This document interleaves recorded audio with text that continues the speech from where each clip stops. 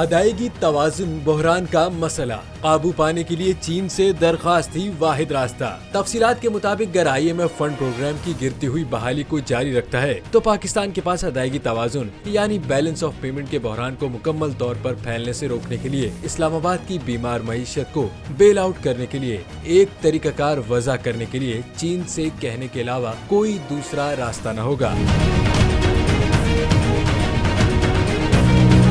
ذرائع کے مطابق ملک میں گہرے سیاسی اور معاشی بحران کے درمیان IMF نے انتظار کرو اور دیکھو کی پالیسی اپنائی ہے، لیکن اس پالیسی پر زیادہ دیر تک نہیں چلا جا سکتا۔ یا تو IMF کو 9ویں جائزے کی تکمیل کے ذریعے بحال کرنا پڑے گا یا پھر پروگرام ختم کر دیا جائے گا۔ 9ویں جائزے کی تکمیل کے بغیر IMF کے ساتھ مزید کوئی ڈیٹا شیئر نہ کرنے کا ارادہ بھی ظاہر کر دیا گیا ہے۔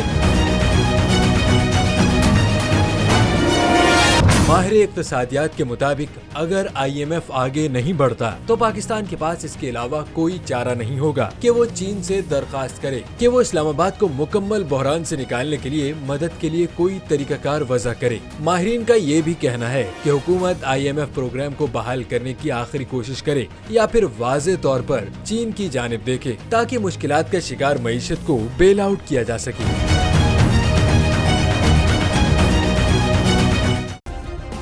سبسکرائب کریں اور بیل دبائیں تاکہ کوئی خبر رہ نہ جائے۔